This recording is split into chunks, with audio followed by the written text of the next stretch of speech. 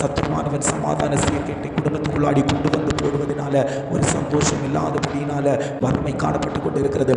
இந்த நிலைகள் மாற்றப்பட வேண்டுமானால் கிறிஸ்துவாகிய தேவன் அந்த குடும்பத்தில் உதிக்க வேண்டும். அந்த குடும்பத்தில் உதிப்பாரே ஆனால் உச்சிதமான கோதுமையினால் உன்னை திருப்தியாக்குவேன் என்று வாக்குத்தத்தம் தருகிறார். நாம் சமாதானம் உள்ளவர்களாய் இருப்போமே ஆனால் அவர் நம்மை உயர்ந்த அடைக்கலத்தில் வைப்பார், உயர்ந்த ஸ்தானத்தில் வைப்பார். உச்சிதமான கோதுமையினால் நம்மை நிரப்புவார். நம்மை சமாதானம் உள்ளவர்களாய் மாற்றி நம்மை வழி நடத்துகிற நல்ல தகப்பன். அவர் நம்மை ஒருபோதும் கைவிட மாட்டார். அவருடைய பரம கானானுக்காக ஓடிக்கொண்டிருக்கிறோம். அந்த பரம கானானை பெற்றுக்கொள்ளக்கூடிய அந்த நல்ல பங்கை தேவன் நமக்கு தந்துவிட்டதற்காக நாம் அவருக்கு ஸ்தோத்திரம் செலுத்த வேண்டும். நல்ல ஆண்டவர் நம்மோடு கூட இருப்பதனால, கிறிஸ்து நம்மோடு கூட இருப்பதனால, இயேசு நம்மோடு கூட இருப்பதனால எதற்கு நமக்கு பயப்படாமல் நாம் நம்முடைய காரியங்களை ஜெயமாய் செய்து முடிக்க தேவன் இரக்கம் செய்ய போகிறார். எத்தனை பேர் ஆயத்தப்படுகிறீர்களோ அத்தனை பேரையும் ஆண்டவர் சமாதானத்துக்குள்ளாடி கொண்டு வந்து அவர்களை